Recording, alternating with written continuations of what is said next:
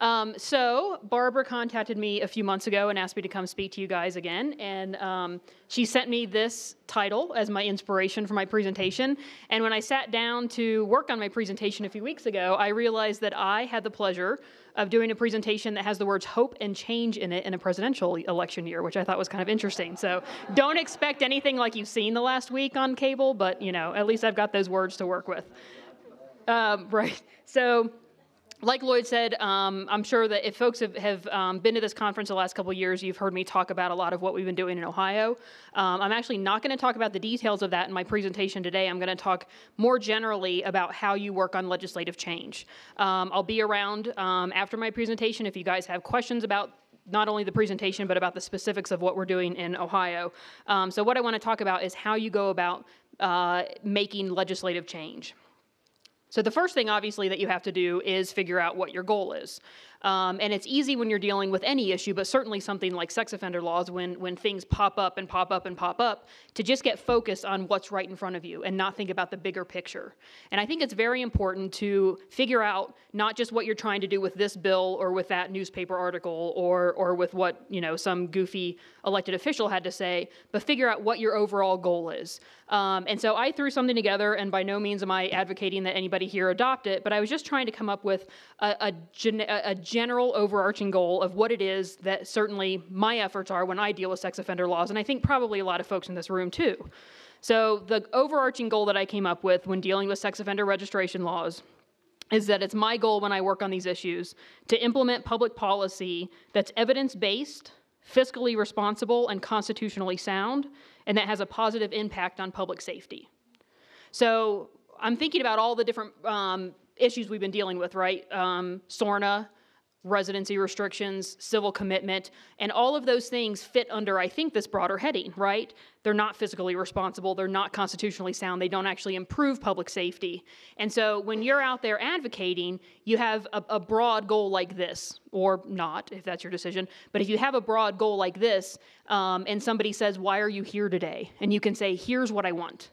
I want a sex offender management policy that has all of these things. And the bill that you guys are working on today does not fit under here because of X, Y, and Z." And this is in all honesty, in some ways, and I hate when people do this is a lot of catchphrases, right? Fiscally responsible, all those kinds of things that kind of grate a little bit, but they're saying something, and they're saying something that appeals to public officials. And so if you can say, here's our overarching goal, here's what we're always working toward. Every time you see me come into the State House, every time I come to your office, I'm working toward this, and this is what I'm going to talk to you about. So when we're talking about having an effect on policy change, it's important to remember that it's not just the government that we're talking about, right? Certainly the government is the one who passes laws, who implements administrative policy that implements those laws, but there's something called the public policy triangle that folks who talk about these things talk about. And what that says is that the media, the public, and the government are the 3 points on the triangle that all have a dramatic impact on public policy. And you guys know that, right? You know, especially on this issue, the impact that media has and the impact that it can have if we can change the story that the media is telling. They're influenced by the public because the public is who gives them ratings, who watches their local news channel, who buys their newspapers. And so they really care about what the public thinks about these issues. They can be influenced by the public, they can influence the public, and the same goes for those 2 points on the triangle, the influence that they have on the government. So when we're talking about implementing policy change, you don't just have to be thinking about government, about your state house, about your local elected officials. You have to be thinking about what the public thinks, and you have to be thinking about what the media thinks. And it's a good idea to have all of those things in mind and to have a strategy that involves all 3 of those points. So where are we starting from? And this is actually a quote that I used in my presentation last year. The greatest enemy of knowledge is not ignorance, it's the illusion of knowledge. And that's where we start here, right? It's not that people say, I don't really know anything about sex offenders. I don't really know what kind of things we should have. It's that people say, I know about sex offenders. Every single one of them always recidivates. Every single one of them always preys on children, right? So we're starting not just at point 0, we're starting at negative 100. We've got to get them from there to 0 and then educate them on what we actually know. And it's a good thing to keep that in mind because you've got to be cognizant that you're taking them from that place where there's the illusion of knowledge. So you have to disabuse them of that knowledge, get them to ground zero, essentially, and then start educating them with the facts. So education, I think, by far, is the most important thing that we're doing here. When we're talking about implementing public policy change, people aren't going to, nobody, media, public, government, nobody will want public policy that they think isn't effective, that they think hurts public safety, that they think goes against what they think they know about sex offender management. And so the most important thing we can do is educate, and it's a good place to start. So there are a few things that I wanted to say about that. The first is, don't necessarily wait for something to happen. A lot of what we do here is very reactive versus proactive. You don't have to wait for your state to come up with some boneheaded idea about what they want to do with sex offender management and then rush out and try to work against it. You can do it at any time. You are constituents of your local elected officials, right? And your one vote counts just as much as any of their other constituents' votes. And because of that, you can ask for a meeting with your local state representative, your city councilman, whoever is implementing policies like this, and say, I'm a constituent, I'd like 15 minutes of your time. And you can sit down with them and you can educate them about the issue. I think it's important when you do this, when you're at least initially starting, especially if you're meeting with them in their local home office versus driving to the state capitol or wherever else, that you meet with them as their constituent, not as a lobbyist. And certainly you know the facts and figures if they ask those questions, but that's the time that you sit down and you say, let me tell you what my family's going through. And you tell them their story as their constituent. Because that's what anybody else would do, right? A constituent who's meeting with them on some completely unrelated policy issue, who's not a paid lobbyist, would go in and say, here's my personal story. And I think that's very important here as well. Now, when you go to the State House, and if you're being more active, certainly at that point you can put on your little lobbyist hat and you can go in with your facts and figures, and you don't necessarily have to tell them your personal story, because I know that's not always easy.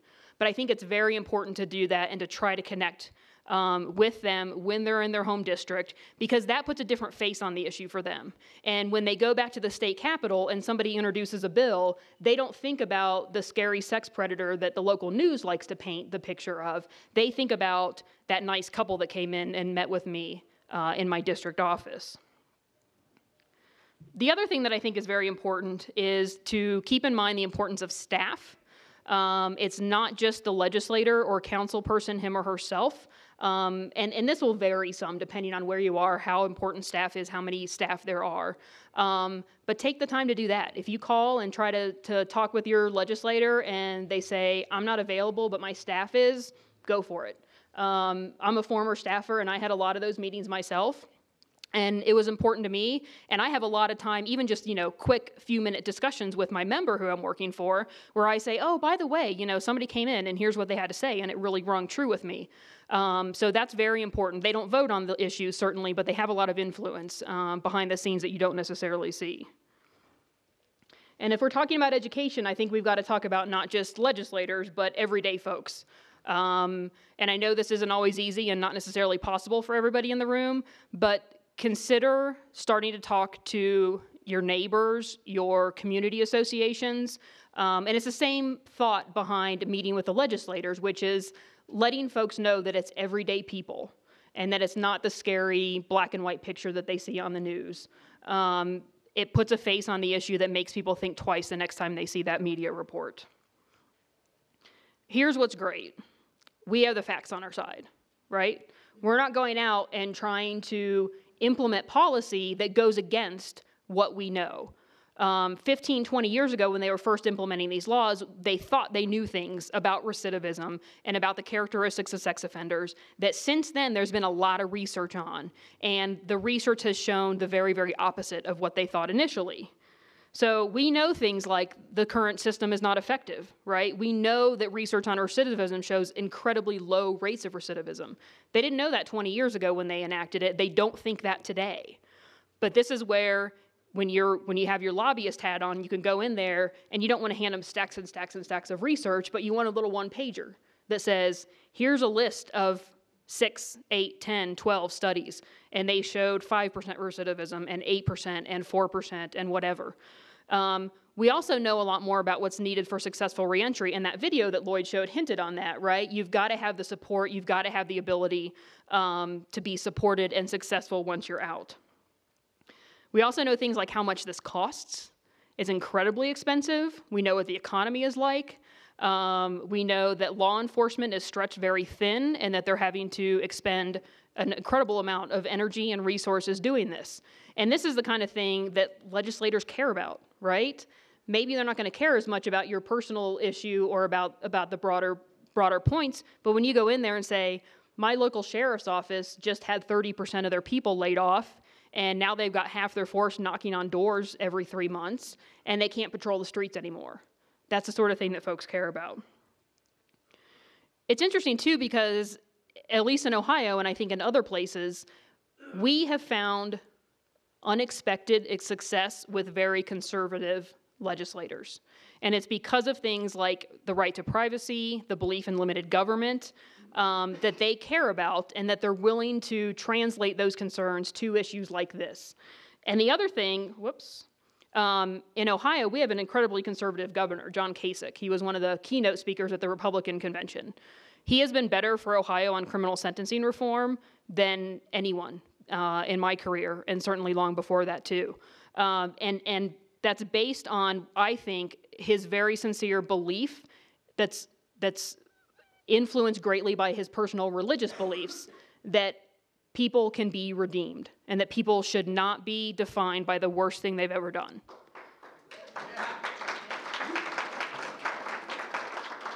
And so that's the kind of issue where you can really connect with folks that are on the end of the political spectrum that you maybe wouldn't expect to be able to connect with. It's very important when you're going out here, and I've hinted at this a bit, so I won't go into the details of it. You've got to tailor your message, right? You can't go in always with the same stump speech. You're not necessarily going to always go in with all the facts and figures. You're not necessarily always going to go in with your own personal story. And I think sometimes people are uncomfortable doing this. People don't want to go to one meeting in the morning and say one set of things, and one meeting after that and say another set of things, and then a third set of things.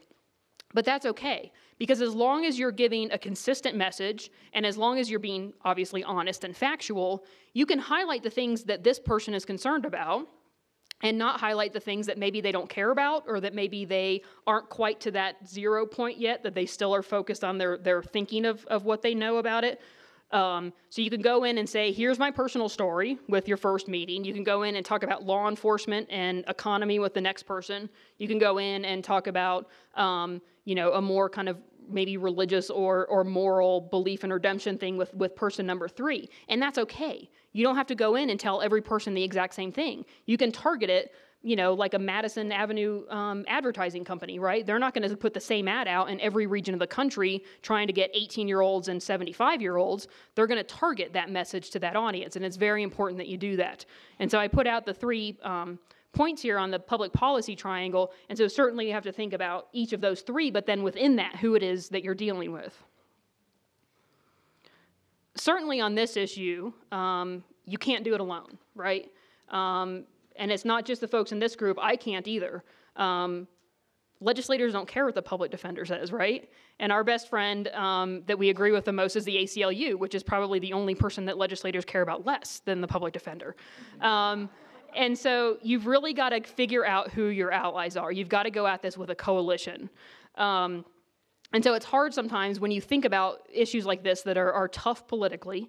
You think you're in this alone, right? And we did that. When our legislature was considering our SORNA implementation bill, we went in there, and it was literally us and the ACLU, and we thought we were going to be the only ones. And we thought we were going to go up there, and we were going to be the idiots who stood on the tracks in front of the speeding train, and we were all going to go home, and it was going to pass the next day.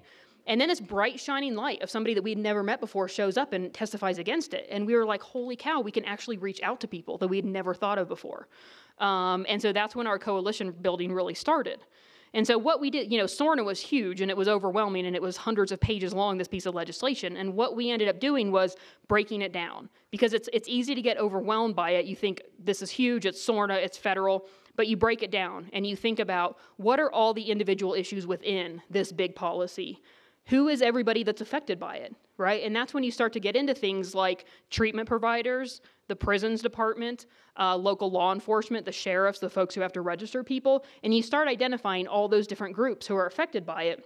And that's where you can start to think, hey, maybe, and the bright shining light who showed up was actually a person who represents foster care agencies. We had never thought about that. But when you're talking about children and registering children, suddenly foster care agencies can't place any kids. And so it's that kind of thinking that leads you to these allies that you don't necessarily think of otherwise. And to go back a little bit to my talking about more conservative legislators who we've had a lot of success with, this kind of goes along with the idea of unlikely allies, right? Not only law enforcement, there are victims groups out there who say, what we're doing now is a big waste of money, and we wish that the government would instead funnel the money to victims' resources. Obviously an unlikely ally. Also, I think more conservative members who you don't necessarily think of, legislators and lawmakers, are the unlikely allies out there who are willing to help us. The other thing that's important to do, and I know that you guys know this, is look at other places where these policies have been tried, right? And I know Ohio is a big shining example, good or bad, of that, because I hear from folks in other states all the time where they say, my legislature is thinking of implementing SORNA. What did you guys do, and how did you do it? And that's important to do. And we've done that in Ohio. When we were dealing with residency restrictions, we knew that Iowa had done it several years before, and that their sheriffs and other groups had come out against it. And so we knew to go there and find out what they had done, how they had done it. We even got the Iowa sheriffs and I think prosecuting attorneys to write an amicus brief on our behalf in the state Supreme Court, and to talk about how ineffective it was to have the residency restrictions, and what a waste of money it was. I'm going to check my time here. So when you find these allies, you have to do something called collaborating. It's not easy. I have to do a lot of it in my job, and I have pulled out a lot of hair because of it. But it's essential, and it's especially essential when we're talking with very difficult issues like this. And what collaborating is working together with people or organizations toward a goal that none of you could accomplish on your own. And that's the key here. Because if the folks in this room could run out and accomplish this on their own, you would, right? I mean, you would just run to your state legislator and say, here's what you're doing wrong, here's what you should do instead, bam, done. Not going to happen. You have to find those other groups, you have to work with them, and they are generally the same way. Even when you're talking about law enforcement or victims groups that might be on our side of some of these issues, they're not getting the movement that they want either in the legislatures, because this is a tough issue. No elected official wants to vote against some of these ideas. No elected official wants to put forth an idea that looks like it's being nice to sex offenders, even if it's law enforcement or victims or anybody else like that who's pushing the idea. And so because of that, all of these groups need to work together. Now, it's tough because you're coming at the issue from different viewpoints and for different reasons. You might have different values. You might have different end goals. You've got to distill it down into the core of what it is you're trying to do. And I think that's where that first slide where I talked about an overarching goal maybe is helpful. Because you might differ a little bit here and there on the specifics of policy, but if you can agree on an overarching goal, we want a sex offender management policy that provides public safety, that's not a waste of resources, that doesn't violate the Constitution, that might be an umbrella idea that all of your groups can agree on. Here's the other thing about collaborating is that you can't have any pride, right? You got to be willing to do all the work and let somebody else take all the credit. And it will burn you at times. There certainly are times, I mean, when we were doing our SORNA legislation, I literally wrote an amendment that took a lot of kids off the registry, and it got introduced as the juvenile judges amendment, and man, did I grit my teeth over that, because the judges in my office butt heads all the time. But you know what? It wasn't going to pass as the public defender amendment. It was going to pass as the juvenile judge amendment. And so you've just got to do that sometimes. And especially when we're talking about an issue like this and a group like my office, public defenders, or a group like yours, chances are you need your collaborative partners a lot more than they need you, right? Law enforcement and victims and the other folks on this issue, they don't necessarily need the public defender, except that we're willing to sit in the background and do all the work, right? We need them because we can do all the work all day long, and it's just a big waste of time if we don't have the people who it takes to take it to the policymakers and influence them. You also have to be willing to compromise, and I know that's not easy. I lost a lot of sleep over it. I'm sure you guys will too. There are times when you have to cut your losses and take your little victories where you can and go forward with a policy that you know isn't great, but that is a little bit better than it was when it was introduced. So what I always advocate, there are a lot of people, I think, who want to come up with a compromise position first before they go out there. And maybe there's value in that. What I advocate, though, is going in with your best position, but always map out where and how you're willing to step back. So that when you go in there and say, here's my best position, and they say no, you're not fumbling and trying to figure out what's what. You know your next offer. And then you know your next offer after that, and your next offer after that. But then you also know where you're willing to stop and say, we're not compromising anymore. Here's the very bottom we're willing to do, and if we can't get there with you, thank you for your time, we're going to go elsewhere. Now, the very best offer that you go in with, back to my slide about tailoring your message, it might change a little bit depending on who you're talking to, right? If you've got a fairly sympathetic person, you can go in there and say, here's where we really want to go. And I know that we're not going to get there, but this is our ultimate goal. Here's where we're willing to step back. If you go in there with a person who's not so sympathetic and you say, here's our ultimate goal, and it's the very best thing you can ever think of, they might just be done listening to you at that point. So you might need to go in there with your first compromise position instead. So what is a win? When you're working on legislation, especially legislation that's politically difficult and it's very complex, sometimes something other than a win is a win. And we do this a lot in my office. And part of it, I think, is because if the only thing that we defined as a win was like the ultimate, this is exactly what we want, we would never ever feel that, and we would be depressed and we would have to leave our jobs. And so we have all these other little step down things that we're like, yeah, that was a win. So a big one for us, at least when we're dealing with our legislature, is delay. So if they have a committee hearing and they say, we're going to vote on this bill today, and it's charging through and we don't have our act together yet, our only goal of going to that meeting that day is to make them not vote, right? And whatever we have to do that, if it means we line people up to drone on endlessly until they all fade away and go to other committees and they can't hold the vote, fine. If it means that they have to set it for another hearing in a week or two or however long, that delay, that time that they scheduled for a vote and did not vote on it, that's a win. Reassignment to another committee, and this varies, I know, quite a bit depending on the legislature that you're dealing with, but if it goes into, your criminal justice or judiciary or whatever committee, maybe you go in there and maybe it's only to get to number one, which is just to delay it a little bit more. Maybe you go into your criminal justice committee and say, this is the cost. And you talk a lot about the cost, and you talk about how this is going to kill the local law enforcement and whoever else deals with the registry. And you convince them that, yeah, the criminal justice committee certainly should have something to say about this, but what about the committee that oversees the budget? Or what about the committee that deals with local elected officials or, local government or whatever you might have? And convince them to send all or part of the bill to those other committees. That does a couple things. One certainly is delay. Two is it gets another set of eyes on things. Folks who are in the criminal justice committee or judiciary committee, I think a lot of times have that mindset and are just, kind of pushing through these tough on crime bills. If you take a second and push it over to the local government folks or the budget folks, they're going to look at it from a little bit different angle. I don't know about everybody's state here, but in Ohio, task forces are where ideas, both good and bad, go to die. And so sometimes that's all you can get, right? If you're trying to push an issue that's really progressive and that nobody's comfortable with, you say, well, maybe we can just create a task force. And nothing's going to come out of it, but you're going to force them to have a 6-month task force where you think about it. Same thing, if they're doing something really bad and you can convince them, hey, let's do a task force. And you've got 6 months, and at the end of the 6 months, nobody's going to remember anymore, but then they kind of felt like they did something 6 months ago, that might be enough. This making a bad idea not good, but just less bad, is something that I do a lot. And it never feels good, right? You never feel like going home and popping the champagne, but it's something that you have to do. It's something that we did up and down with SORNA. We weren't going to convince them not to pass SORNA, but we were going to chip away.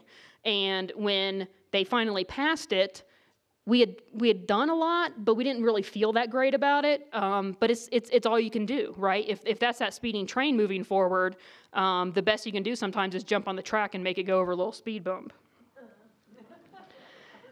And if nothing else, if you've tried really hard and you've had those meetings, you've made those connections, you've educated people some, right? And we did this before our SORNA bill. We had this Jessica's Law or something, and we had gone over there and we had talked to them, and we didn't even know SORNA was coming around the corner at that time. We had gone and focused on that, and then when SORNA happened to pop in the next year and we were back talking about that, legislators were saying, I remember you guys. I remember you were here 6 months ago, and I remember you were saying these sorts of things. So if nothing else, every issue that you work on, every meeting that you have is building on that effort to educate people. And sometimes that's a win. So a little summary here.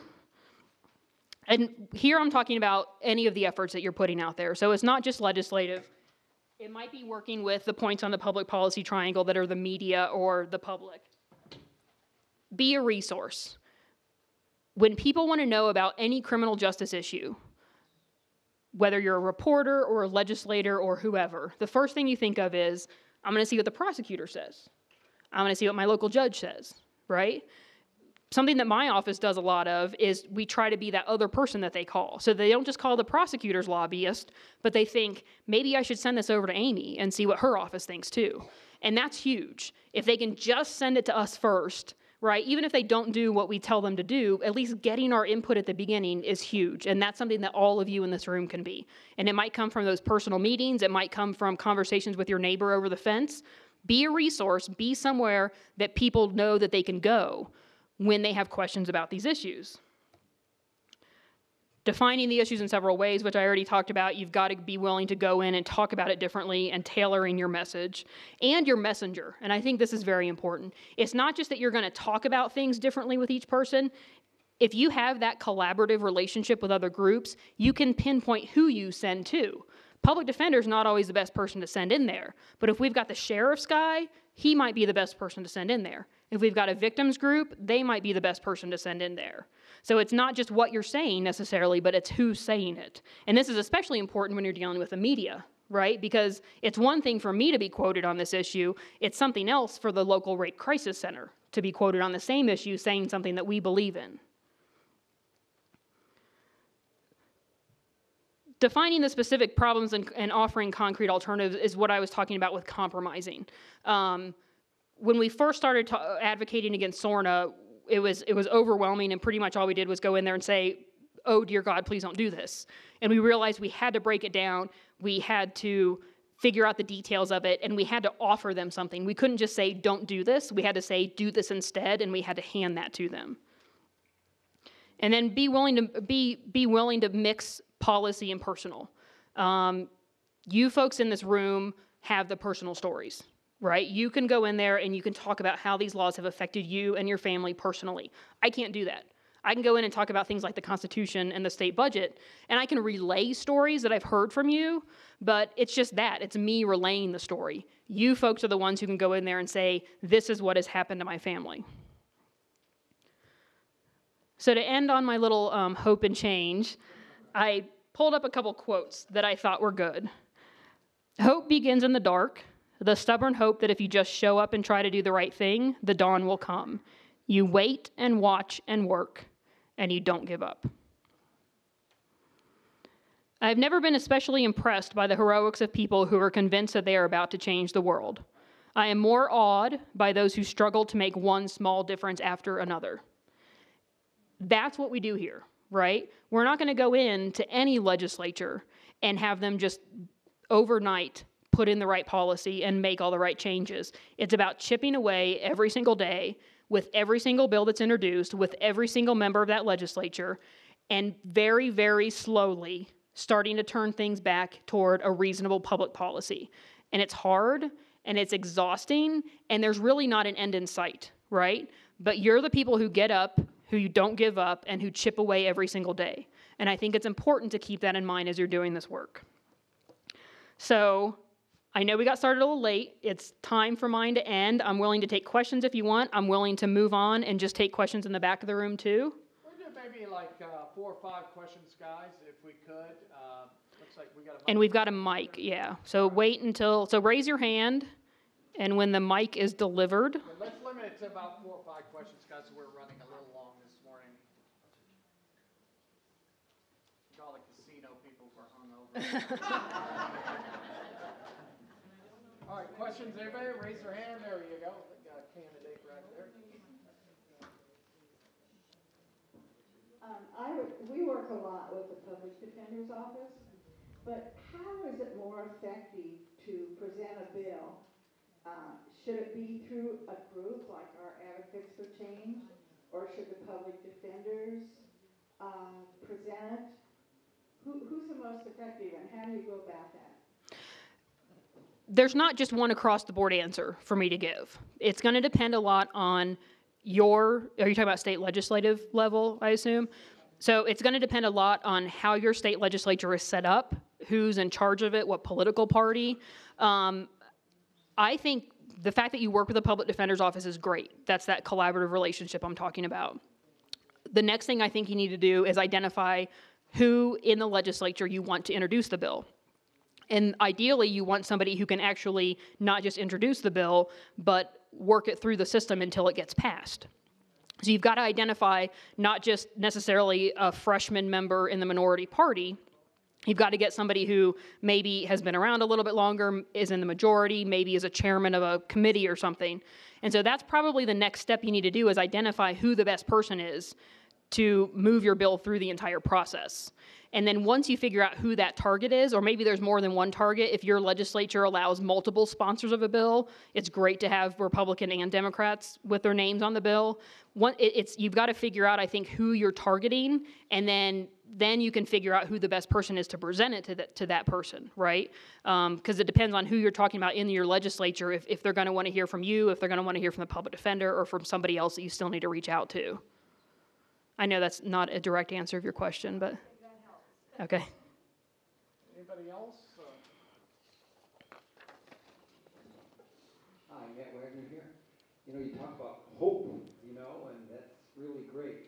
And wins, maybe you can tell us really briefly about some of your wins that in Ohio and maybe through the United States that will give us hope. Okay. Obviously, the big issue that we talk about a lot in Ohio is our SORNA implementation legislation. And our wins, and this was when this was 2007, so we're 5.5, almost 6 years out from this now. So Ohio implemented the federal SORNA regulations. We had some, I think, legislative wins. Obviously, the big win would have been to have them not implement. We didn't do that. But we were able to convince them to step back. We really limited the number of juveniles who were on the public registry, and we limited a little bit the retroactive application. So that's what we were able to do legislatively. Immediately after our state legislature implemented SORNA, we started suing people. And that's where we worked with the ACLU and with other lawyers in the state. And through that litigation, we've had a lot more success.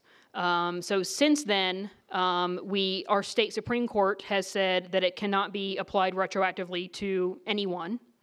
They have said that SORNA is punitive, which is significant, as you all know, because courts like to look at these laws and say, it's not punitive, it's just administrative. So the Ohio Supreme Court, which, by the way, has 6 Republicans and 1 Democrat on it, said that Ohio's SORNA bill is punitive. We also have had the state Supreme Court say that the kids can't be on the internet registry. So even though we greatly limited the number of kids who could be on there were a small number who were. The Supreme Court has since said no to that. So we've had a lot of those litigation successes since then. Other states, there are states that have had more success than us in that they have convinced their state legislatures to not implement SORNA. And some of those are the big states. Texas and California have both sent letters to the U.S. Attorney General and said, we're not implementing SORNA. New York State, and I think a couple other states that I've heard about, have told the U.S. Attorney General, we're not implementing SORNA, and they've convinced the Attorney General to not penalize the burn grant money that SORNA puts up there as the incentive, right? So if you guys remember, SORNA says you've got to implement or we're going to take away 10% of your burn money. There are states out there that have not implemented and they have not gotten that penalty. So that's significant, right? Because that really, SORNA had itty bitty tiny little teeth that made states like Ohio still jump into place. But by giving that burn money back to states who have said we haven't implemented and we probably aren't going to, even those itty bitty little teeth, I think, have been pulled from SORNA. So that's very significant too. All right, maybe one more question. I think she's a plant in the back. Good morning. Personal stories are going to work well, but how do you determine to have someone who is on the registry give a personal story as opposed, say, to the spouse of a registry? How do you determine what's going to work better? Again, it's very much a case-by-case basis. It's going to depend on your audience, who that person is, how sympathetic you think they might be. It's also going to depend a lot on the personal story that's being told. And I think that's something that you've got to keep in mind, is that you've got to be harshly honest with yourself about what your personal story is, how it's perceived by people outside your family, and what the best way is to present it. I've seen personal stories be incredibly effective with media and with legislators. I've seen them be horrible, right? And it depends on what the story is and how it's told. You don't necessarily have to only be the most sympathetic person who's affected by the registry. It doesn't just have to be the Romeo and Juliet cases, right? It can be a case that's a more that's more the kind of sex offense that people think about and that maybe makes people nervous. But if you go in there and you're honest about it and you take responsibility for it and you don't try to paper over it, right? The disasters that I've seen are where somebody talks about a crime that's a little bit worse than a Romeo and Juliet thing and they try to pretend like it's nothing. That's bad. And I don't think any audience is going to be sympathetic to that. So you've got to think about what the crime is, what the issue is you're talking about, who your audience is, and you've got to be 100% honest with yourself and with whoever else it is that's telling that story. And if there's responsibility that needs to be taken, you need to take it, right? But then you've got to move on from that and talk about what's happened since. So it's going to depend a lot on who's talking and who's listening.